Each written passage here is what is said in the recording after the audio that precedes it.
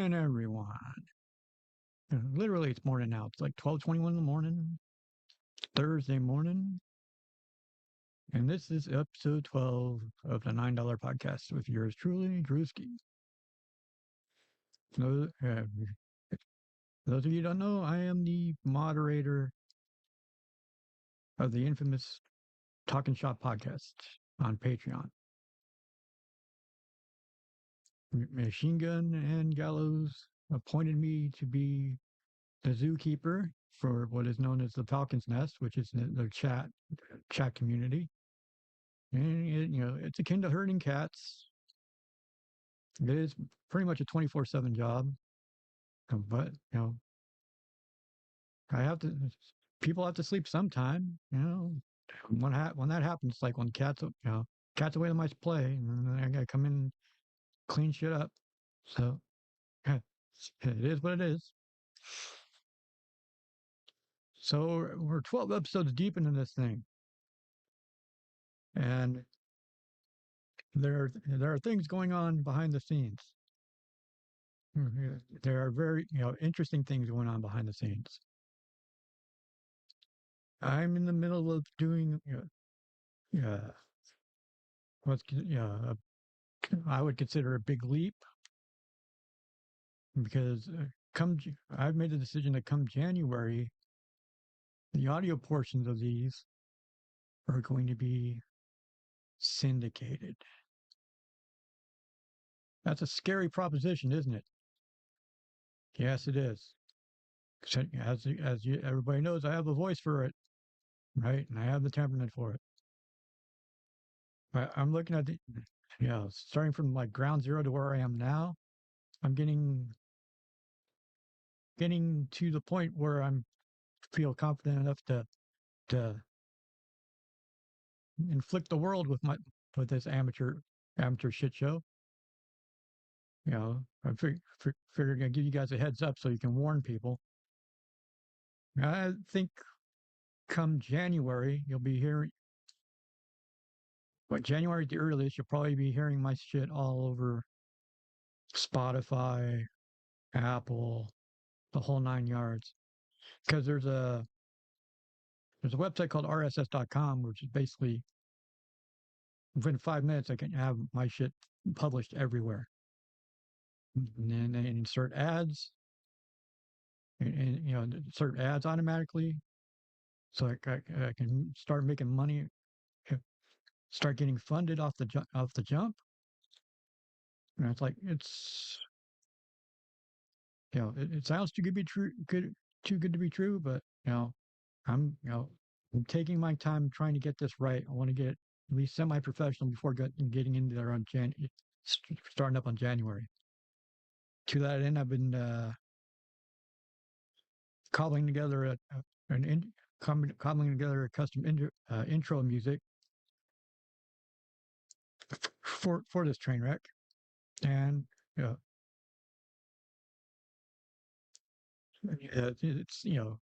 again, you got to learn another program. It's like learn by doing. So it's like a lot of trial and error. You know, what to do, what not to do. It's like, why isn't this doing this? And a lot of troubleshooting, but it's fun as hell. It's like it's a lot better than just sitting around doing nothing, right? It's sort of like turns out podcasting is one of those things where it's like basically you know if you're as old as I am and you're heading on you see retirement on the horizon. I'm that old. It's like it's nothing to do during as you get older. It's basically you just roll it's turning out to be real easy. Basically, you roll out of bed, crack open a mic, and you work for like uh, put out about a quick 20, 30 minutes or so, whatever strikes your fancy. And, hopefully people like it. Throw a couple shekels your way. You know, yeah. If they like it, you have to have a real thick skin. You have to deal. because you're not going to be able to please everybody with the podcasts. I understand that. So just learn by doing. Right, continue to do it. It's like basically ignore the outside noise and just focus on trying to better yourself every episode. In every aspect. It's like either equipment wise or learning proper mic placement, proper proper mic placement, microphone, lighting, background, getting used to hearing your voice.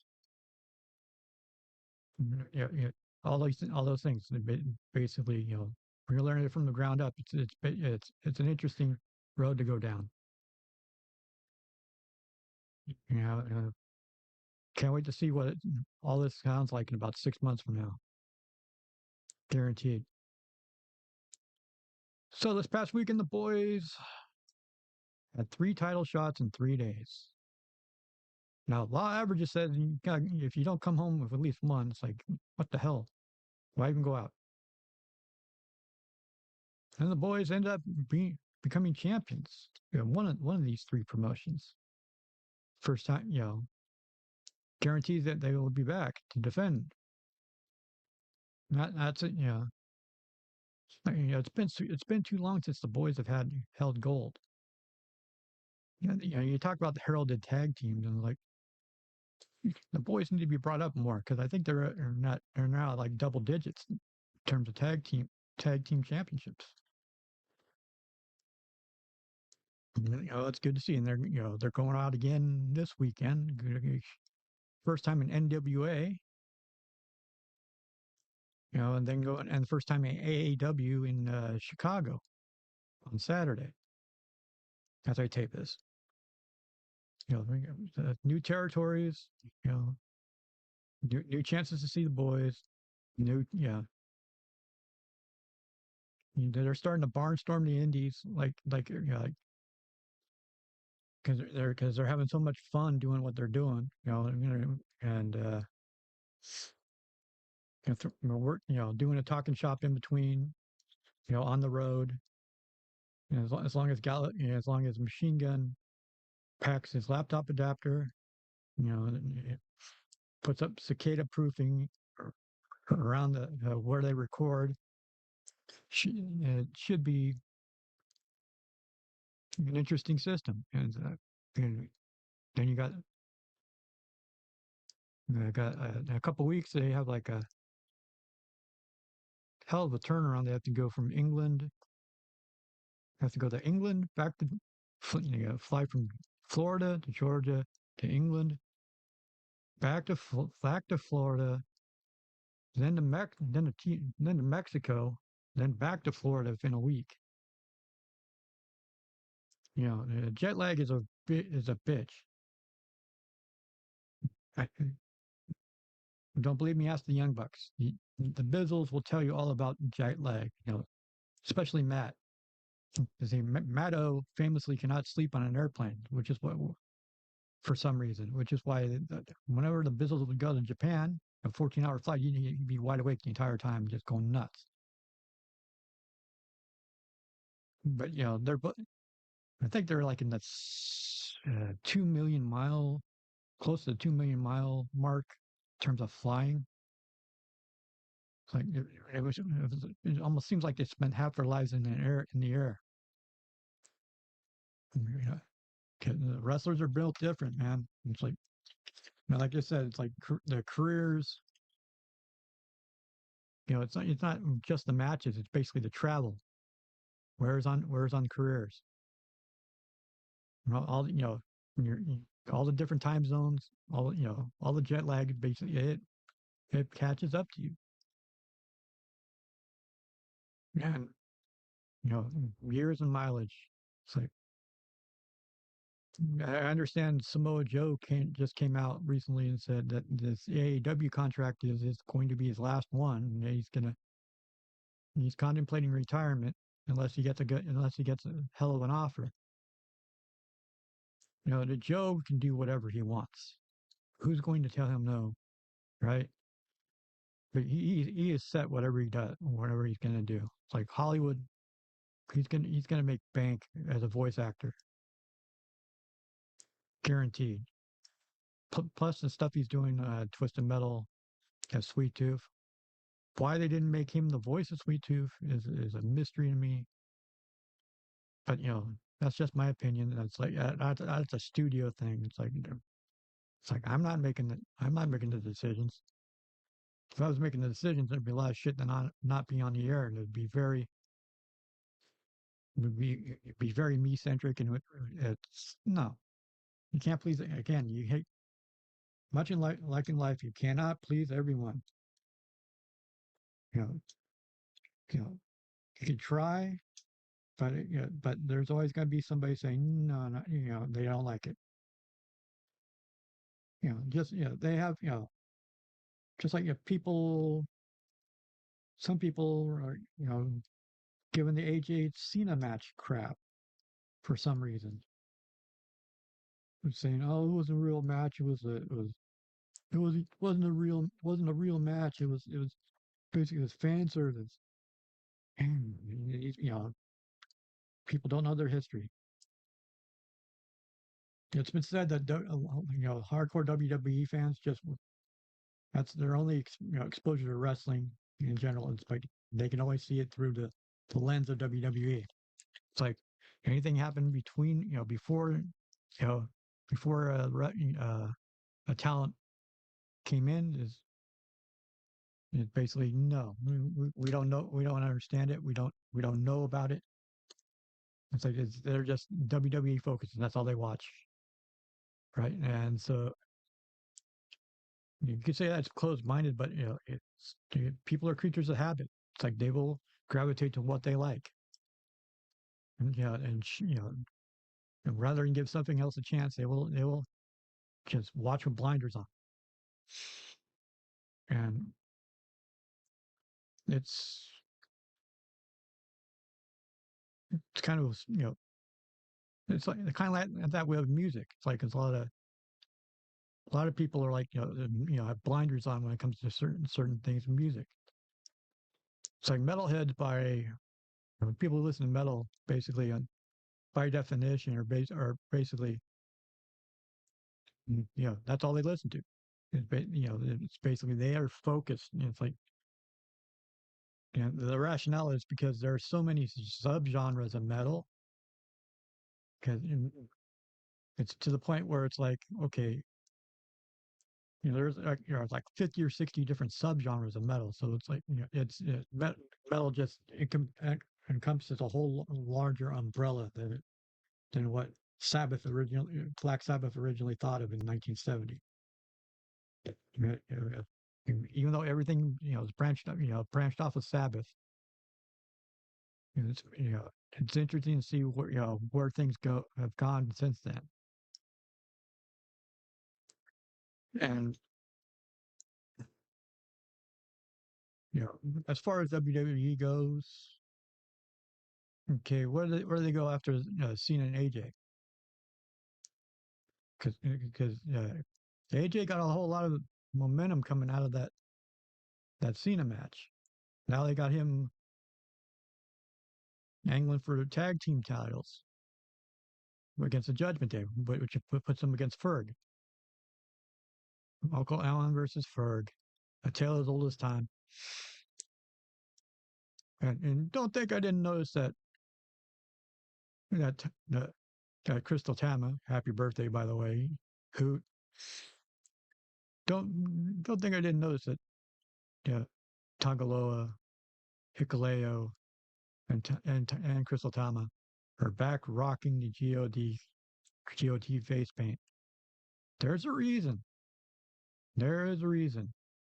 I mean, with AJ hinting it, saying next year's his last year, and you got Finn there, you got Cody there, you got there. If there's no better time, if they're ever going to pull the trigger on Bullet Club in WWE, it would have to be now.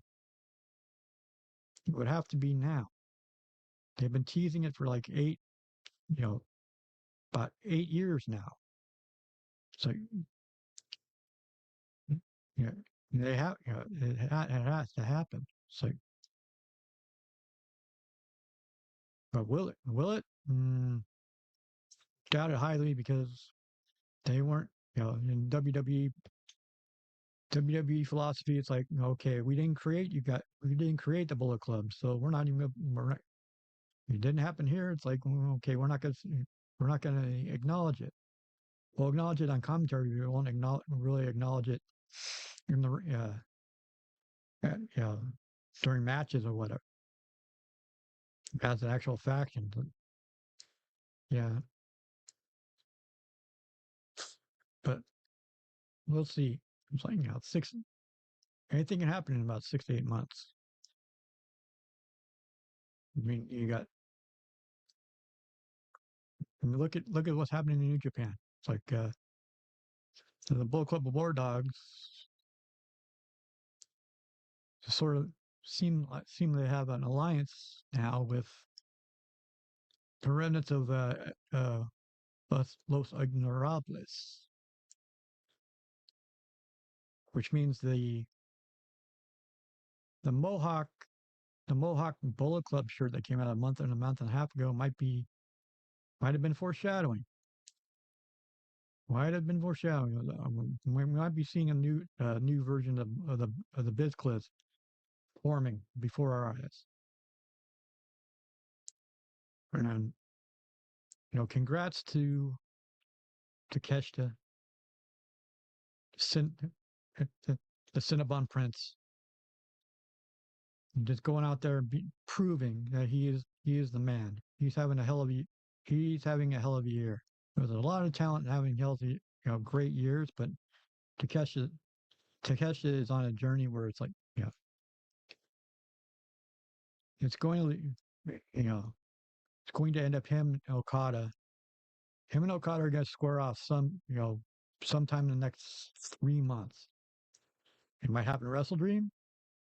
It might happen at the finals of the Continental Classic, or it could happen at the Tokyo Dome for Wrestle Kingdom. Wouldn't that be something? Okada back in Japan. Because that guaranteed that match would pack Tokyo Dome, guaranteed. And the way they've been building it up in AEW has been amazing. More of that, please. Thank you. Yeah, more Rocky taking finishers. Thank you. More Don Callis being happy as hell. Yeah, because when Don's come up, it's going to be a legendary.